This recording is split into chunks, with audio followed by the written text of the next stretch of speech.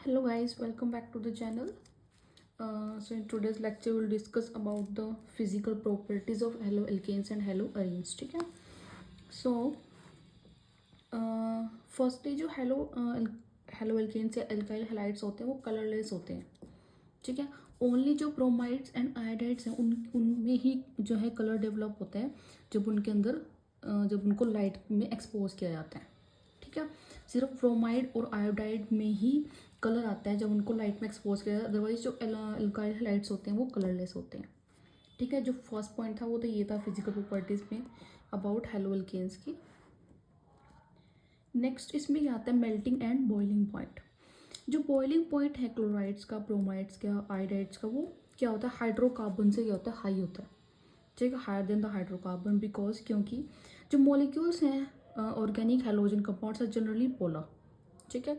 Organic halogens compounds जो होते हैं वो क्या होते हैं जनरली पोलर. पोलर क्यों? देखो ये RX है.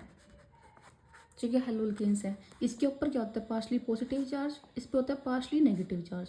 ठीक है. तो एक पे पॉजिटिव एक पे नेगेटिव, तो ये क्या हो गया पोलर हो गया ना, पोलर मॉलिक्यूल हो गया. सो तो वो कहते हैं कि जो मॉलिक्यूल्स हैं ऑर्गेनिक हेलोजन कंपाउंड्स के वो पोलर होते हैं ड्यू टू हाई पोलैरिटी. इस पोलैरिटी की वजह से as well as higher molecular mass की वजह से पेरेंट हाइड्रोकार्बन जो इंटरमोलिकुलर फोर्सेस ऑफ अट्रैक्शन है वो स्ट्रॉन्गर होती है इन हेलोजन डेरिवेटिव्स. ठीक है. हाई पोलैरिटी यहाँ से क्या आता है हाई पोलैरिटी आ जाती है. और सेकंड पॉइंट है इनका हाई मोलिकुलर मास होता है. ठीक है. ये दो पॉइंट, इन दोनों पॉइंट्स की वजह से क्या होता है इनका जो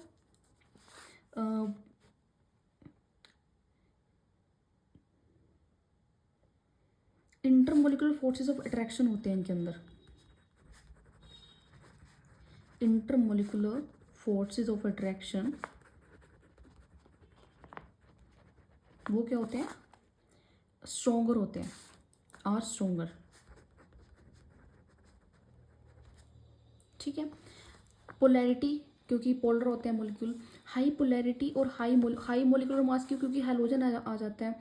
ठीक है. हाइड्रोकार्बन से की जगह क्या आ गया हैलोजन आ गया. तो हैलोजन आने की वजह से इनका मोलिकुलर मास बढ़ गया. उस वजह से इनके बीच में जो इंटरमोलिकुलर फोर्सेज ऑफ अट्रैक्शन होते हैं, मॉलिक्यूल और मॉलिक्यूल के बीच में जो फोर्सेज ऑफ अट्रैक्शन होते हैं ना वो स्ट्रॉन्ग हो जाते हैं देन हाइड्रोकार्बन्स.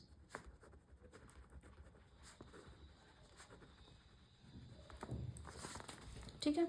तो दैट्स वाई इनका जो बॉइलिंग पॉइंट है क्लोराइड ब्रोमाइड आयोडाइड का वो ज़्यादा होता है देन हाइड्रोकार्बन्स. ठीक है. अगर क्वेश्चन मतलब एग्जाम में ये क्वेश्चन आ जाता है कि जो बॉइलिंग पॉइंट है हेलोएल्केन्स का या क्लोराइड ब्रोमाइड आयोडाइड्स का वो ज़्यादा क्यों हाइड्रोकार्बन से, तो आप ये रीज़न लिखोगे due to high polarity, high molecular mass as compare to hydrocarbons. जो इंटरमोलिकुलर फोर्सेज ऑफ अट्रैक्शन है वो ज़्यादा होते हैं हेलोजन डेरिवेटिव्स के अंदर. दैट्स वाई इनका बॉइलिंग पॉइंट ज़्यादा होता है. ठीक है. नेक्स्ट चीज इसमें आती है the boiling point of isomeric haloalkanes decrease with increasing in branching. जैसे जैसे ब्रांचिंग होती है ना तो बॉइलिंग पॉइंट जो है हेलोएल्केन्स का वो डिक्रीज होता है. ठीक है. फॉर एग्जांपल दिस, ये क्या है 1 ब्रोमोब्यूटेन. ठीक है. यहाँ पे ये 2 पे लग गया ब्रोमीन जो है सेकेंड यहाँ पे लग गया तो ये चेन थोड़ा ब्रांचिंग होगी. नेक्स्ट में टर्शरी ग्रुप लगा हुआ है. ठीक है. उसके साथ ब्रोमीन अटैच है. ठीक है. तो जैसे जैसे ब्रांचिंग होगी वैसे वैसे क्या होगा बॉइलिंग पॉइंट जो है वो डिक्रीज होगा. ठीक है. नेक्स्ट इसमें पॉइंट आता है जो पैराइसोमर्स हैं उनका मेल्टिंग पॉइंट ज़्यादा होता है as compare to ortho and meta isomers से. ठीक है. पैरा आइसोमर्स का मेल्टिंग पॉइंट हाई होता है as compare to their ortho and meta isomer because क्योंकि पैरा आइसोमर के अंदर क्या होती है सिमिट्री होती है. सिमिट्री होने की वजह से ये क्रिस्टल लैटिस के अंदर जो है बेटर फिट हो जाता है as compare to ortho and meta isomer. ठीक है. क्या कहता है वो पैरा आइसोमर जो होते हैं उनका मेल्टिंग पॉइंट जो है वो हाई होता है देन ऑर्थो एंड मेटा से बिकॉज क्योंकि जो ये पैराइसोमर है इसके अंदर क्या होती है सिमिट्री होती है. मतलब अगर आप इसको यहाँ से देखोगे, यहाँ से हमने इसको कट किया प्लेन से, जितना पोर्शन इतना इधर है उतना ही इधर है. ठीक है। ऐसे अगर देखेंगे तो ये एक दूसरे की क्या है, सिमेट्रिकल है। मतलब अगर आप बीच में प्लेन लगा के देखोगे तो जैसे स्ट्रक्चर इधर दिखेगी वैसे इधर दिखेगी। ठीक है, तो क्या है, मॉलिक्यूल के अंदर क्या है, सिमिट्री है। मॉलिक्यूल के अंदर क्या है, सिमिट्री। मॉलिक्यूल के अंदर सिमिट्री होने की वजह से क्या होता है,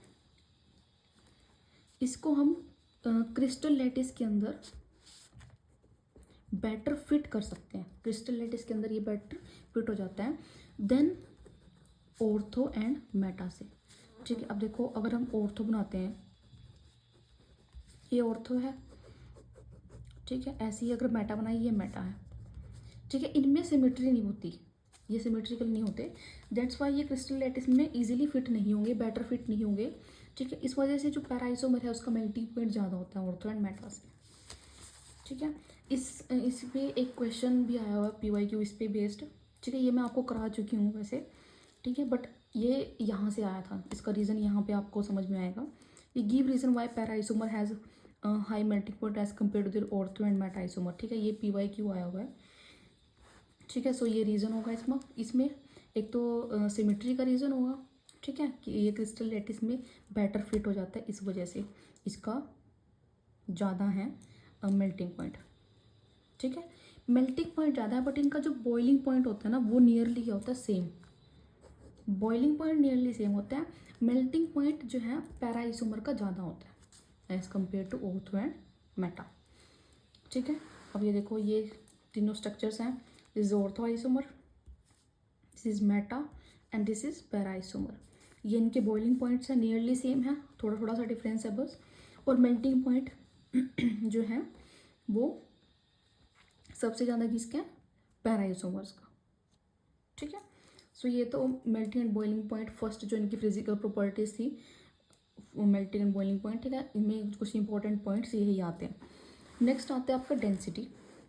अब देखो डेंसिटी हमारा क्या होता है, density is equal to mass upon volume. ठीक है, डेंसिटी क्या होता है,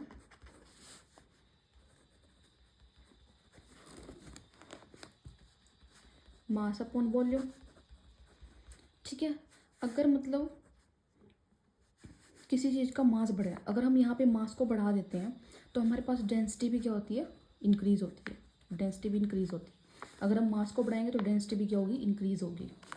ठीक है, तो देखो density increase with increasing in number of carbon atom, halogen atom and atomic mass of halogen atom. जैसे जैसे हम नंबर ऑफ कार्बन एटम से बढ़ाते हैं या हेलोजन एटम से बढ़ाते हैं या फिर एटॉमिक मास बढ़ाते हैं हेलोजन एटम का, वैसे वैसे क्या होती है, डेंसिटी इंक्रीज होती है। ठीक है, किस किस से, अगर हम नंबर ऑफ कार्बन एटम बढ़ाएंगे, अगर हमने number of carbon atom increase कर दिए तो कार्बन एटम इंक्रीज कर दिए तो मास बढ़ गया ना। ठीक है, कंपाउंड का मास बढ़ गया। या फिर कह सकते हो नंबर ऑफ हेलोजन इंक्रीज कर दिए, हेलोजन एटम इंक्रीज कर दिए, तब भी मास बढ़ेगा। ठीक है, यहाँ हमने मास किसका, हेलोजन का, हेलोजन एटम्स का इंक्रीज कर दिया, तब भी मास बढ़ेगा। बिकॉज देखो यहाँ फ्लोरीन, क्लोरीन, ब्रोमीन, आयोडीन ये ऐसे होते हैं। ठीक है, नीचे जाते जाते क्या होता है, इनका साइज इंक्रीज होता है। साइज इंक्रीज होगा तो मास भी इंक्रीज होगा। ठीक है, मतलब अगर हमने फ्लोरीन की जगह आयोडीन लिया, ठीक है, तो उसकी डेंसिटी ज़्यादा होगी बिकॉज उसका मास ज़्यादा है। ठीक है ना, सो जैसे जैसे हम कार्बन एटम्स या नंबर ऑफ हेलोजन एटम्स या mass of halogen atom increase करते हैं, वैसे वैसे क्या होता है, डेंसिटी क्या होती है, इंक्रीज होती है।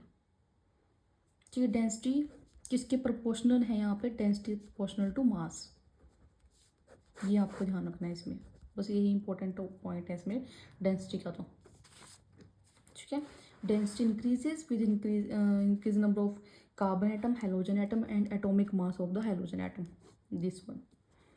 ठीक है, क्लियर है। नेक्स्ट एंड लास्ट जो हमारा पॉइंट आता है इसका वो है सोल्युबिलिटी। ठीक है, सोल्युबिलिटी देखो, halo alkanes and halo arenes are practically insoluble in water because they are not able to form the intermolecular hydrogen bonding with water molecule. How they are soluble in organic solvent. जो halo alkanes या hello arenes हैं वो water के अंदर तो insoluble होते हैं। ठीक है, बिकॉज वो कोई भी इंटरमोलिकुलर हाइड्रोजन बॉन्ड नहीं बनाते वाटर के साथ, ये सिर्फ किसमें, ऑर्गेनिक सॉल्वेंट्स में ही सोल्यूबल होते हैं। ठीक है, सोल्युबिलिटी में बस इतना ही है कि हेलोल्केन्स और हेलोरिन्स वाटर में इनसॉल्यूबल हैं, सिर्फ और ऑर्गेनिक सॉल्वेंट में ही ये सॉल्यूबल होते हैं। ठीक है,